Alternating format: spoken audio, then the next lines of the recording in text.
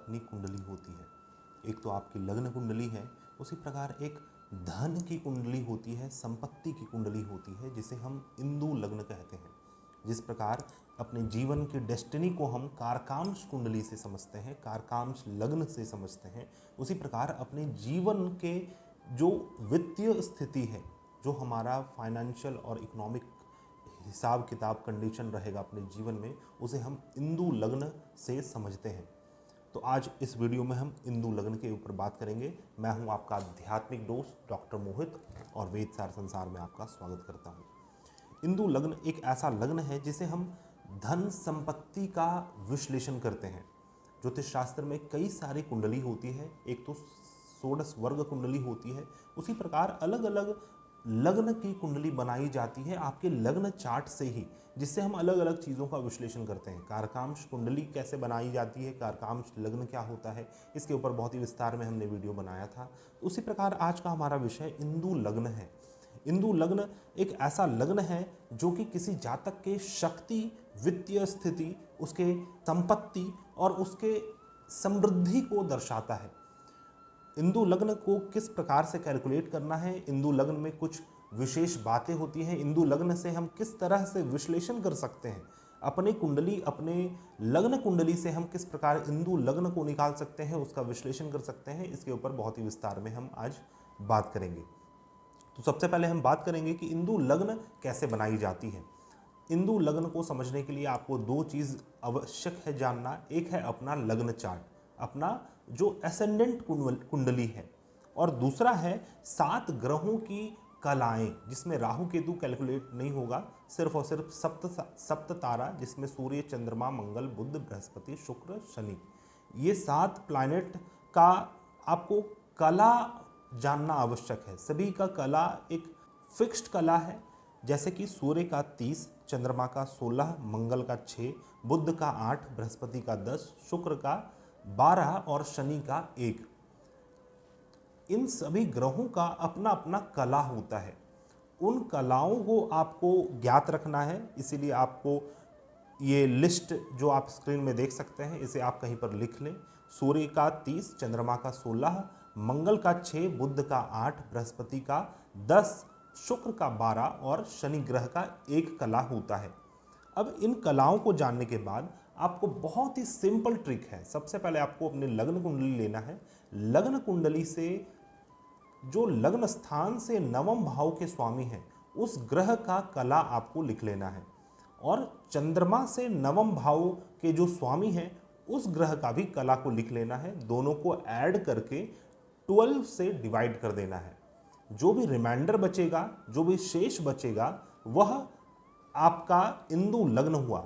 अब चंद्रमा से उतने भाव को गिन लेना है, वह भाव आपका इंदु लग्न हुआ। मैं फिर से बतलाऊंगा।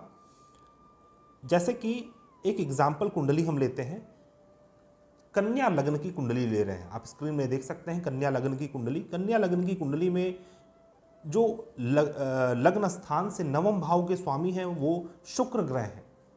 वृषभ राशि है नवम भाव में, तो शुक्र ग्रह है। शुक्र का हम ले लेते हैं, जो कला है शुक्र का वो है 12 कला। और अब हम चंद्रमा देख रहे हैं, यहाँ पर अष्टम भाव में स्थित है, तो चंद्रमा से नवम भाव हमें लेना है। तो चंद्रमा से नवम भाव हो जाएगा चतुर्थ स्थान, अर्थात कि बृहस्पति, धनु राशि। तो धनु राशि का भी हमें कला नोट कर लेना है 10। अब 12 और 10 को ऐड कर देना है, तो 22 हुआ, 22 हुआ। 22 को जब हम 12 से डिवाइड करेंगे तो डिवाइडेड बाय 1 और शेष बचेगा 10। 10 रिमाइंडर बच रहा है, अर्थात कि चंद्रमा से हमें दशम भाव को इंदु लग्न मानना है। चंद्रमा अष्टम भाव में है और चंद्रमा से दशम भाव पंचम भाव हो गया, अर्थात कि मकर राशि। तो मकर राशि से आपका एक अपना नया कुंडली बनेगा, जिसे हम इंदु कुंडली बोलते हैं, इंदु लग्न कहते हैं। मकर राशि को आपको अपने लग्न स्थान में रखना है, और फिर कुंभ, मीन, मेष, वृषभ, इस प्रकार से द्वितीय, तृतीय, चतुर्थ में बैठाते जाना है। और जो भी ग्रह आपकी कुंडली में जिस भी राशि में स्थित हो, उस ग्रह को उसी राशि में स्थित कर देना है। ये आपकी इंदु लग्न कुंडली बन गई, ये आपका इंदु लग्न हो गया। अच्छा, ये इस इंदु का मतलब क्या होता है? इंदु का अर्थ होता है चंद्रमा, लेकिन आपको यहाँ पर चंद्र कुंडली नहीं लेनी है। यहाँ पर आपको अपने नवम भाव के स्वामी का अपना कला लिख लेना है और चंद्रमा से नवम भाव के स्वामी का कला लिख लेना है। दोनों को ऐड कर देना है, डिवाइडेड बाय 12 कर देना है। मान लीजिए दोनों को ऐड करने के बाद आपका 7 आता है, 8 आता है, तो हम क्या करें? तब आपको उसी नंबर को रिमाइंडर ले लेना है। अगर 12 से अधिक आ रहा है ऐड करने के बाद, तब आपको 12 से डिवाइड करना है। मान लीजिए किसी के नवम भाव के स्वामी मंगल है, अर्थात जिसका अंक 6 होगा, और किसी के चंद्रमा से नवम भाव के स्वामी शनि हो जाएंगे, जिसका अंक 1 होगा। तो 6 और 1 हो गया 7। तो ये 7 नंबर 12 से कम है, 12 से कम है। 12 से कम होने पर इसको डिवाइड नहीं करना है, उसी अंक को आपको चंद्रमा से उतने भाव में गिन लेना है, वो आपका इंदु लग्न हो जाएगा। एक और एग्जाम्पल हम लेंगे, एक और एग्जाम्पल हम ले रहे हैं, आप और बेहतर तरीके से समझ पाएं, इसीलिए सिंह लग्न की कुंडली है। सिंह लग्न की कुंडली में नवम भाव के स्वामी मंगल है, मंगल का अंक 1 हो जाएगा, और चंद्रमा यहाँ पर एकादश भाव में बैठा है। तो चंद्रमा से नवम भाव को लेंगे, जो कि सप्तम भाव है, कुंभ राशि, जिसके स्वामी शनि है और शनि का अंक 1 है। तो शनि और मंगल को जब हम ऐड कर रहे हैं तो 7 अंक आ रहा है, तो इसे आपको 12 से डिवाइड नहीं करना है, डायरेक्टली आपको चंद्रमा से 7 गिन लेना है। तो चंद्रमा से जब हम 7 गिनेंगे तो धनु राशि आ रहा है, तो धनु राशि आपका इंदु लग्न हो गया।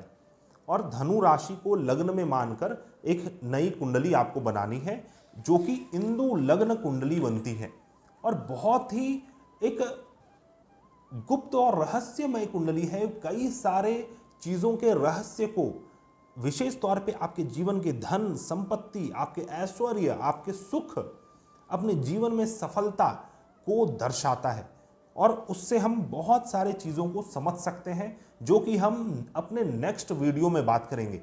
आज का हमारा वीडियो सिर्फ और सिर्फ इंदु लग्न की कुंडली को कैसे हम बना सकते हैं, इसको समझने के लिए था। अब हम यह बात करेंगे नेक्स्ट वीडियो में कि हम किस प्रकार से उस कुंडली का विश्लेषण कर सकते हैं, किस प्रकार से हम इंदु लग्न कुंडली जो हमने बनाया उसका हम किस तरह से विश्लेषण कर सकते हैं। तब तक आप यह कर सकते हैं कि आप अपने कुंडली से इंदु लग्न अपना निकाल कर अपनी एक नई कुंडली बनाएं। जो भी आपका इंदु लग्न आएगा उसको लग्न में मानकर, मान लीजिए जैसे इससे पहले वाले एग्जाम्पल में धनु राशि आया था, तो धनु राशि को आपको अपने लग्न में लिखना है और पूरा राशि बैठाना है सभी हाउस में, और जिस भी राशि में जो भी ग्रह बैठे हैं उसी राशि में उस ग्रह को स्थित करना है। ये आपका इंदु लग्न बन गया। अब इसे कैसे पढ़ना है, इससे हम कैसे अपने जीवन के फल को निकाल सकते हैं, कैसे हम जान सकते हैं कि आप धनी होंगे नहीं होंगे, कितना धनी होंगे, मल्टी बिलियनर होंगे, मिलियनर होंगे, बिलियनर होंगे, क्या होंगे, करोड़पति, लाखपति, हजारपति में ही रहेंगे। तो ये हर एक योग इस इंदु लग्न से निकाला जा सकता है। और एक बात मैं आपको और बतला दूं, आपकी कुंडली में कितने भी बड़े बड़े राजयोग हों, धन योग हो, लेकिन यह इंदु लग्न जो है ये उससे बिल्कुल स्वतंत्र है।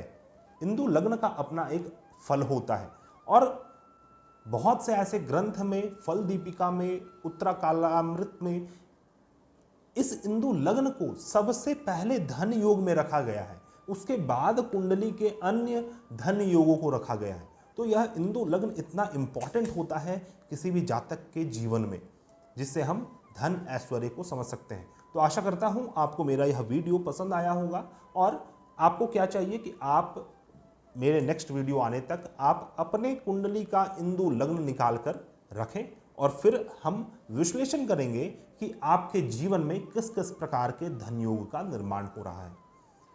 मैं मिलता हूं नए वीडियो में। आपसे यही आशा रहेगी कि आप हमारे चैनल को सब्सक्राइब करें और हमारे वीडियोस को लाइक करें, शेयर करें। यदि आप किसी भी परेशानी से जूझ रहे हैं, या फिर आप अपने जीवन में आप अपने कुंडली का इंदु लग्न विश्लेषण करवाना चाहते हैं, तो आप हमारे से कांटेक्ट कर सकते हैं। हमारा कांटेक्ट डिटेल्स आपको मेरे डिस्क्रिप्शन बॉक्स में मिल जाएगा। हम मिलते हैं नए वीडियो में, तब तक के लिए धन्यवाद। जय हिंद।